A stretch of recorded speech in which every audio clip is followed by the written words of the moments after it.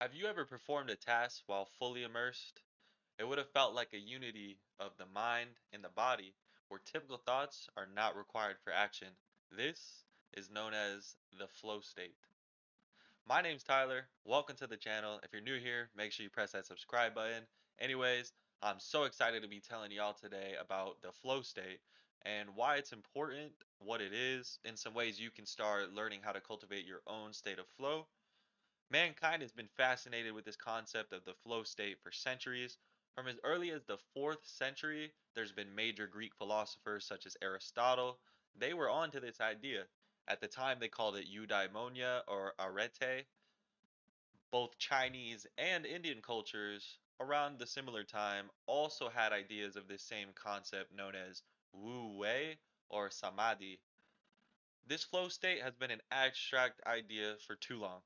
And that's why today it's time to make it concrete and we're going to set the facts straight. In today's video, we're going to be discussing what the flow state is, why it's important, and some tips for you to start finding it today. Now, for me, it used to be a very rare state of flow. I've been a chronic overthinker for the majority of my life. It's a really hard habit to break. And there was a reason why I was drawn to so many things that made me escape thought, whether that was video games or other addictions. And along my life's path, there has been a few rare occurrences where certain tasks or activities have just captured my entire attention. And this was a different type of attention, though.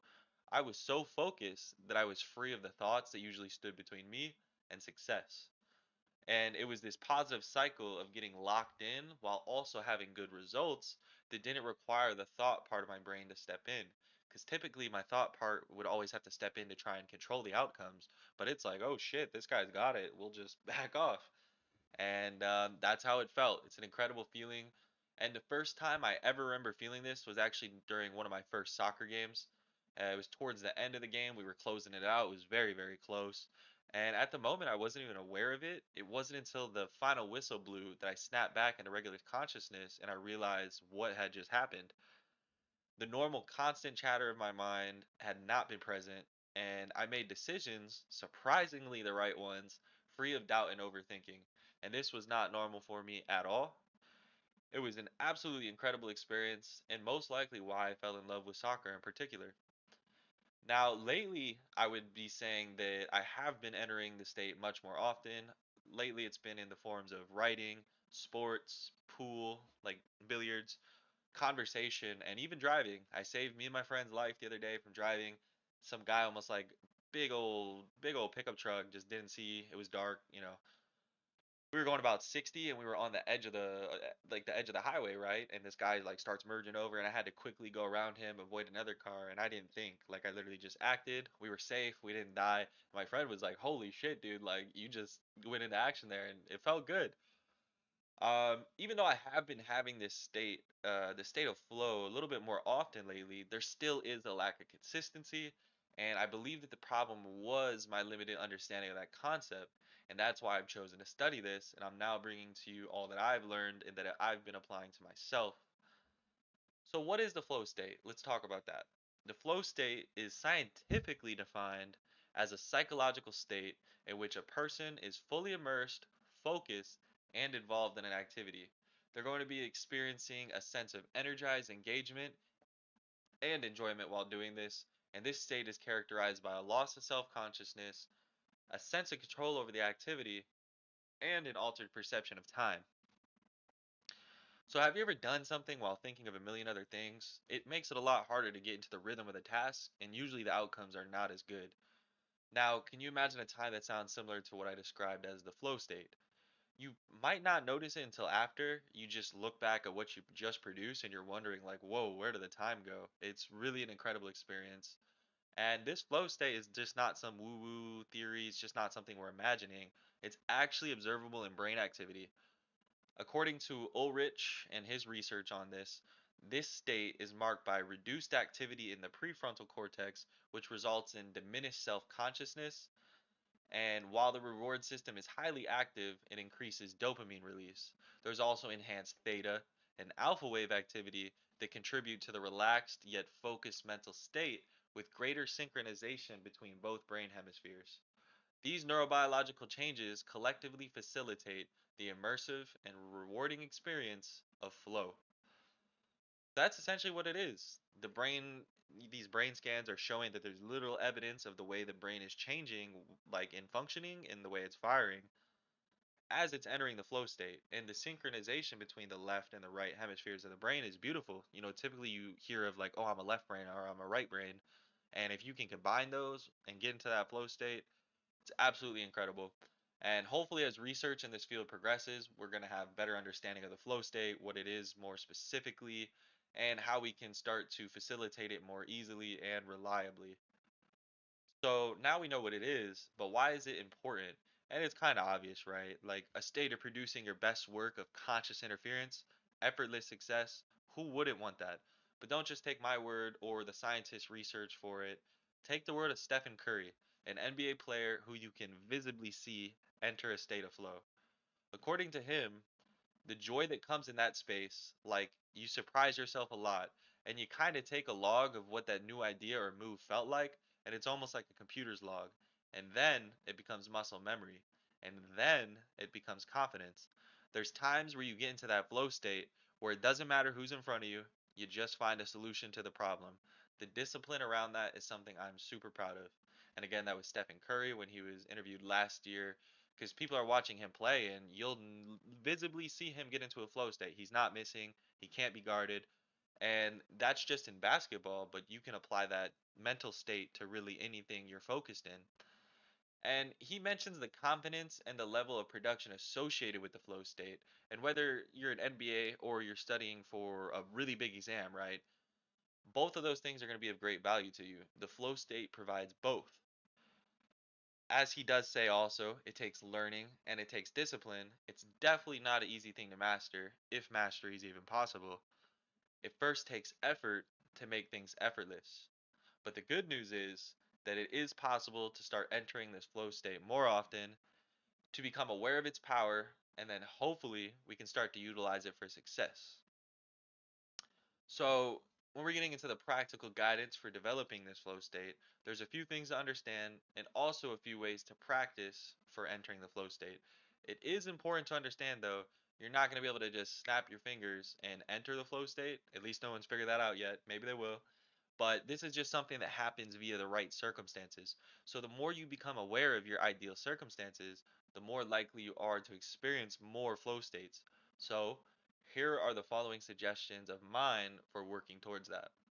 Number one, we need to understand the necessary levels of stress. If you're too stressed, it's going to require more thinking and you're really going to be focused on working through that situation because it's probably new to you, right? And if you're under stress, your mind's not going to be super focused because it's kind of just bored. You need the right level of stimulation. And it's important to find this, to understand this, and to find the middle ground. This middle ground is going to be the right amount of stress that isn't overwhelming, but also not underwhelming. And this is where the effort part comes into play.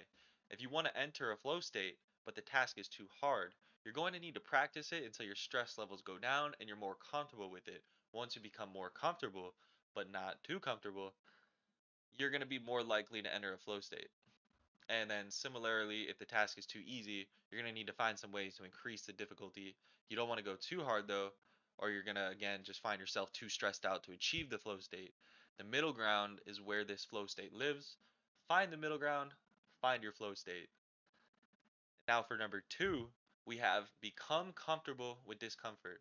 So according to Andrew Huberman, we need certain levels of discomfort in order to achieve lasting change. Otherwise, our neurons, they'll have no reason to change. They're like, hey, we're doing fine, we're surviving. Nothing's really stressing us out, so we're probably doing a good job. But change is exactly what your neurons need if you want to get into a flow state more often. As of now, your neurons operate by requiring you to be actively thinking while you do tasks. That's the normal function of them. But by forcing yourself to do uncomfortable things and therefore become more comfortable, you're literally going to be forcing your neurons to change, and your neurons will be much more capable of performing independently of your thought as you push through the discomfort and move towards more of the middle ground of stress. Discomfort will normally lead to overthinking, which therefore denies any possibility of entering the flow state. Becoming comfortable with discomfort allows you to think less, even when it's tough, because you know you have successfully handled this before. So now we would reach a point where the middle ground just feels like a cakewalk compared to the higher levels of discomfort that you are visibly capable of handling. You've proved this to yourself. The more you find yourself in the middle ground, the more likely you will be to have those moments of flow. My throat is so dry. Water break. You can't enter the flow state without being hydrated. I actually mentioned that here shortly. If you can't remain focused, you cannot enter a flow state. While you might not be actively thinking while in a flow state, it is the focus of a task that leads to slipping into the flow state. You become so focused and so locked in that it does not require active thinking. Some ways to develop your focus include mindfulness and meditation. So these just increase your attention span and they're going to reduce your mind wandering if you do them right. There's a specific technique for meditation, and that's called fixed point gazing.